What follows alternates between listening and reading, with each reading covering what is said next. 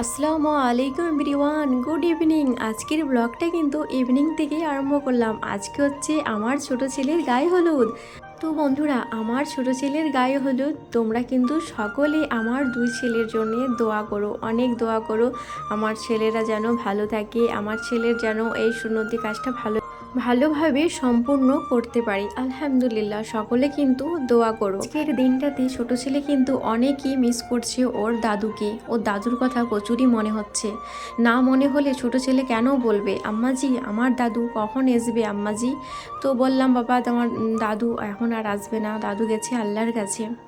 তো তোমরা সকলে দোয়া করো যেন আমার ছোট ছেলের এই সুন্নতি কাজটা যেন ভালোভাবে ছাড়তে পারি। তো মনে তো অনেক কিছুই ছিল, তো সব কিছু করে আর উঠতে পারলাম না, একটু প্রবলেম হবার কারণে এই রমজান মাসেই আমার ছেলের এই যে সুন্নতি কাজটা সারতে হলো আমাদেরকে, মানে রমজান মাসেই।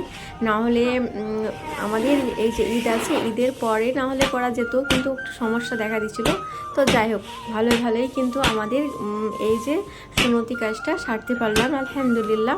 আর ছেলে দেখছো সকালে এখন বসে আছে, ও তো আর হাঁটাচলা এখন করতে পারছে না, মানে করতে দিচ্ছি না, করতে পারছে কিন্তু ভয়ও লাগছে। তো এই কারণে ও চেয়ারে বসে আছে। আর বেলুনগুলো যে সাজানো হয়েছিল ওইগুলো কিন্তু বলছে আম্মাজি আমি ওইগুলো কিন্তু ফাটাবো বেলুনগুলো। তো ওই বসে বসেই বেলুনগুলোকে ফাটাচ্ছিল। তারপরের দিনই কিন্তু বাড়ি এসে গেছিলাম, কেননা গরমটাও প্রচুর ছিল সেই দিনকে। তো ওই কারণেই বাড়িতে এসে গেছিলাম। তো সকালে বাড়িতে এসে আশেপাশে কাজগুলো সব কিন্তু মা সেরেছে, আমি কোনো কিছুই করিনি। আমি ছেলের সামনেই বসছিলাম জাস্ট, কেননা মা এসেছে মানে আমার মানে পুরো সংসারের হাল দায়িত্ব যাই বলো না কেন মায়ের হাতেই ছিল। তো আমি জাস্ট ছেলের কাছে বসেছিলাম, ছেলে যেটা বলছে ওটাই, কেননা হাঁটাচলা করতে পারবে না। তো ওই কারণে ওইগুলোই করছিলাম। তো আর একটু পরোটা বানিয়ে দিলাম ছেলেকে সকালে, প্রত্যেক দিন সকালে পরোটা, আর রাতে কিন্তু পরোটা আলু ভাজা এইসবই বানিয়ে দিতাম। তো তাড়াতাড়ি ছেলে সুস্থ হয়ে যাবে। তো যাই হোক, আর সামনে তো ঈদ, বুঝতেই পারছো, ঈদের জন্য টুকিটাকি কোনো কিছু তো কেনাকাটা করতেই হয়। তো ঈদের শপিং কিন্তু শুরু করে দিয়েছি টুকিটাকি। তো তেমন কোনো কিছুই কেনাকাটা করব না, মানে বাড়ির প্রয়োজনীয় জিনিসগুলো যেগুলো না নিলে নয় ওইগুলো তো নিতেই হয়, তাই না? যেমন দেখো জলের বোতলগুলো অনেকগুলো কেউ নষ্ট হয়ে গেছিলো, তো ফ্রিজটা তো নিয়েছি কিন্তু জলের বোতল ওইরকম হচ্ছে না আমার। তো ওই কারণে বড়মশাইকে বললাম চলো জলের বোতল নেবো। তো বাজারে সকাল সকাল ছেলেকে ব্রেকফাস্ট দিয়ে, আর মা ছিল বাড়িতে ওই কারণেই যেতে পেরেছিলাম। তারপর সবজি বাজারে গেছিলাম, আজকে কিন্তু ব্যাগ ভরে সবজি বাজার করে নিয়ে এসেছি। আর আমাকে শাক সবজি বলো না কেন অনেকই ভালো লাগে। আমি মানে শাক ভাজা বলো, চচ্চড়ি বলো, যাই বলো না কেন আমাকে অনেকই ভালো লাগে। আমি ফেভারেট মানে শাক লাভার, আমি শাক সবজি লাভার। তো যাই হোক চলো, দেখতে পারছো ব্যাগ ভরে কিন্তু সবজি নিয়ে চলে এসেছি। সবজি আর শাক সবজিগুলো সব নিয়ে এসেছি, ওইগুলো এখন ব্যাগ থেকে দেখো বের করিয়ে নিচ্ছি। আর কি কি নিয়েছি সব তোমাদেরকে দেখাবো একে একে। দেখো এগুলো নিয়েছি, এখানে ভেন্ডি আছে, কাঁচা লঙ্কা আছে। আর তোমাদের দাদাভাই তেতো খেতে খুবই পছন্দ করে, ওর তেতো হচ্ছে ফেভারেট। যদি আলু মাখার সাথে করে দাও, পেঁয়াজ মাখার সাথে করে দাও, মানে নিম পাতা যেটা, এই যে নরম নিম পাতা খেতে কিন্তু খুবই ভালোবাসে তোমাদের দাদা হয়, ফেভারেট ওর। তো ওই কারণে 20 টাকার নিয়েছি 8 আটি, 10 টাকায় 4 আটি করে 8 আটি নিয়েছি 20 টাকার। তো ওইগুলোকেই সব বের করাচ্ছি। আর এই যে আদা রসুন, তো আদা রসুনের কোয়াগুলো দেখেছো এই বড় বড় সাইজের বলে, তো দামটাও নিয়েছে বেশ, দামটা নিয়েছে 250 টাকা। রসুন আদা নিল 220 টাকা না 25 টাকা এরকম নিল। তো আমার ঠিকঠাক মনে নেই আদাটার ব্যাপার, কিন্তু রসুনটার মনেই ছিল। আর আলু নিয়েছি, বেগুন নিয়েছি, আরও অনেক কিছু নিয়েছি দেখো সবজিগুলো। তো আজকে কিন্তু ব্যাগ ভরে মন ভরে শাক সবজি বাজার করে নিয়ে চলে এসেছি। আর ইফতারের জন্য একটা তরমুজও নিয়ে চলে এসেছি। আর বাড়িতে তো ফ্রিজে ফল টল সব রাখাই আছে, তো ওই কারণে বেশি আর ফল টল কোনো কিছুই কেনা হয়নি, মানে কিনিনি। আর এই কারণেই এতগুলো খেতেও তো হবে, তাই না? তো কম করেই নিয়েছি দেখো। তো এই যে ডাইনিংয়ের উপরে সব রাখলাম বোতলগুলোকে, জলের বোতলগুলো যে নিয়ে এসেছিলাম ওইগুলোকে প্যাকেট থেকে খুলে রাখলাম ডাইনিংয়ের ওপরে। অনলাইন থেকে অনেক কিছু কিন্তু অর্ডার করেছি ফ্রিজের জন্যে, ফ্রিজের ম্যাটগুলো যে পাওয়া যায় ওইগুলো অর্ডার করেছি। তো কী কী অর্ডার করেছি ফ্রিজের জন্যে, তো সেগুলো তোমাদের সাথে শেয়ার করব, কিন্তু ঈদের আগে ব্লগ দেব, তো সেটাতে কিন্তু শেয়ার করব।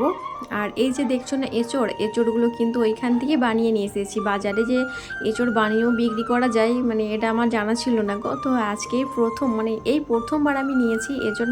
না হলে তো কিনা হলেও মানে গোটাই কিনি আমি, আর না হলে বেশিরভাগ তো আমার মা বাড়ি থেকে দেয়। আমার বাড়ির বাগানে প্রচুর হয় এঁচড়, কিন্তু এখনও হয়নি, ওখানে ছোট ছোট, ওই কারণেই কিনে নিতে হলো। আর এই যে নিম পাতাগুলো সব একে একে ভালো করে পরিষ্কার করে নিয়েছে মা। আর এই যে কাঁচা লঙ্কার বোটাগুলোকেও খুব সুন্দরভাবে পরিষ্কার করে নিয়েছে, পরিষ্কার করে ধুয়ে নিয়েছে মা। আর এটা তো হচ্ছে খসলা শাককে চচ্চড়ি করব বিরি বড়ি দিয়ে, তো মা বানিয়ে নিয়েছে। তো ওইগুলোকে এখনও ধোয়া হয়নি। আর এটা হচ্ছে মাংস। আর এইদিকে তো এঁচড়ে নিয়ে এসেছি, আজকে এঁচড় মাংস করব। আর এই যে আদা রসুন নিয়ে এসেছি, আদা রসুনটাকে মা পরিষ্কার করে ছিলে নিয়েছে। এখন সব ধোয়াধুয়ির পালা, চলো এইগুলোকে সব এখন ধুয়ে নেবে মা। তো আমি তো কোনো কিছু রান্না বান্না করছি না, কেননা মা আছে, মানে আমার বাড়ির সব কিছু দায়িত্ব হচ্ছে কি মায়ের, এখন মা যেহেতু বাড়িতে আছে। তো চলো। আর কয়েকটা মুদিখানার বাজারও নিয়ে এসেছিলো তোমাদের দাদাভাই, গতকালকে রাত্রে বাড়িতে ছিল না, যেমন লবণ ছিল না। আর আমি আরও মানে সদা বাজার এই কারণেই করেছিলাম না, কেননা ছেলের এই যে সুন্নতি কাজটা করানো হবে, চলে যাবো বাপের বাড়ি, ওখানে থাকার কথা ছিল আমার প্রায় 1 সপ্তাহের মতো। কিন্তু যা পরিমাণে গরম পড়েছিল রে ভাই, ওই কারণে আর ওখানে থাকতে পারলাম না গো। ছেলেকে নিয়ে বাড়ি আসতে হলো তার পরের দিনেই। তো যাই হোক, আর তো মুদিখানার কয়েকটা সামান ছিল না বাড়িতে, তো ওইগুলোকে লিস্ট করে দিয়েছিলাম তোমাদের দাদাভাইকে, কীগুলো নিতে হবে কী নিতে হবে না।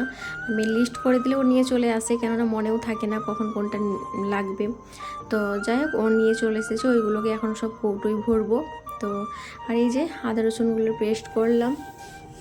আর 2টো কৌটোই আমি এই কারণেই রাখলাম, একটা তো এখন আমার লাগছেই রান্না বান্না করার জন্য, আর একটাকে ফ্রিজে রেখে দেবো। তো আর এটাতে হচ্ছে গিয়ে ছোলা করেছিলাম, ভিজিয়ে রেখেছিলাম, ওইগুলো অনেকটাই বেঁচে গেছে, ওটাকেও ফ্রিজে রাখবো, আদা রসুনগুলোকেও ফ্রিজে রাখবো। আর যে কাঁচা লঙ্কা দেখলে বোটা ছাড়ানো আছে, ওইগুলোকেও ধুয়ে রেখেছি, ওইগুলোকেও ফ্রিজে যাবে।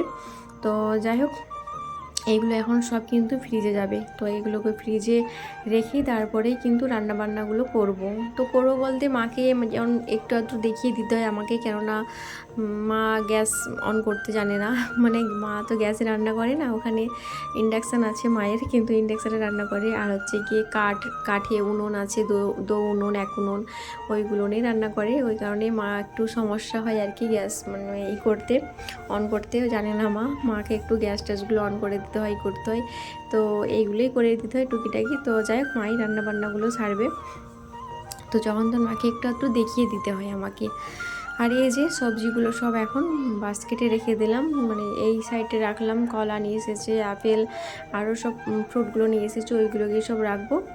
আর এক সাইডে কিন্তু এই যে সব সবজি বাজারগুলো নিয়ে এসেছি, ওইগুলোও কিন্তু সব কৌটোয় আগে ভরতে হবে। যে ডাইরেক্ট তুমি যদি ফ্রিজে রেখে দাও না, ওইগুলো ভালো থাকে না, ঠান্ডাতে ওইগুলো কেমন যেন মানে কেমন হয়ে যায়। ওই কারণে ওইগুলোকে সব দেখবে কৌটোর মধ্যে ভরে রাখবে, দেখবে ফ্রিজে খুব সুন্দর থাকে, অনেক দিন পর্যন্ত তাজা থাকে। তো ওই কারণে আগে কৌটোই ভরি, তারপরেই কিন্তু ফ্রিজে যাবে। তো এখন আর ফ্রিজে রাখবো না, ওইগুলো সব কৌটোই ভরতে হবে। কৌটোই ভরে নিই, তারপরেই কিন্তু এতে ভরবো, ফ্রিজে রাখবো সব ওইগুলোকে। তো এই যে ফ্রিজে এখন সব রাখলাম ওইগুলোকে, এখনও যে এত সব রাখার আছে, মানে এগুলো যে নিয়ে এসেছি ফলগুলো, ওইগুলো এখনও ধোয়া হয়নি, ওইগুলোকে ধুয়েই রাখতে হবে। কেন বলো তো, এই যে ছোটো ছেলে হয়তো কখনো খেতে চাইবে, নিজে হয়তো নিয়ে নিতে পারবে ফ্রিজ থেকেও, তো আর জানবে না কোনটা পরিষ্কার আছে কোনটা পরিষ্কার নেই। তো ওই কারণে আমি যখনই ফল টল রাখি ফ্রিজে, পরিষ্কার করে একবারে ধুয়েই রাখি আমি। তো যাই হোক, রুমগুলোকে এখন পরিষ্কার করলাম, পরিষ্কার করে ঝাড়ু ঝাঁটা দিলাম। মা এখন স্নান সেরে নামাজ পড়ে ছেলের সামনেও মা বসে আছে, আর আমি এইদিকে এসে রুমগুলোকে ঝাড়ু ঝাঁটা দিয়ে পরিষ্কার করলাম, মুছলাম। মা আছে বলেই আমার বাড়িঘরগুলো আজকে পরিষ্কার করতে পারলাম। অনেক ধুলো জমেছিল, ঝুল হয়েছিল, ওইগুলোকে পরিষ্কার করলাম। আজকে কিন্তু পরিষ্কার পরিচ্ছন্ন হয়ে গেছে। সামনেই তো ঈদ, বুঝতেই পারছো, ঈদ শুধু নতুন জামা কাপড় কেনাকাটা করলেই নয়, বাড়িঘরকেও নতুনের মতনই ঝকঝকে তকতকে করে তুলে রাখতে হয়, তাই না? তো যাই হোক, চলো। আর এটাতে করলাম ঘুগনি, কালকে করেছিলাম রাত্রে, তো ওটাই রেখে গেছিলো, ফ্রিজে রেখেছিলাম। আর এটা যে হচ্ছে গিয়ে মাংস দিয়ে এঁচড়ের তরকারি, আলুগুলো দিয়েছি ছেলের জন্য, না হলে ওরা তো আর এঁচড় খায় না, ওদের জন্য আলু একটু দিতেই হয়। আমার ছেলেরা জানো তো আলু ছাড়া অসম্পূর্ণ ভাত খেতে, আলু ওদের মাস্ট লাগবে, কোনো কিছু থাক না থাক। আর নিম পাতাগুলো এত মুচমুচে হয়েছে, ক্রিসপি, খুবই ভালো হয়েছে। তো যাই হোক বন্ধুরা, আজকের ব্লগটা কিন্তু এইখান পর্যন্তই। সকলে ভালো থেকো, সুস্থ থেকো। আর কিন্তু তোমাদের ঈদের জন্য কেমন শপিং করলে, মার্কেটিং করলে, তো অবশ্যই কিন্তু কমেন্ট করে জানিও। তোমাদের ব্লগের অপেক্ষায় থাকলাম। খোদা হাফেজ।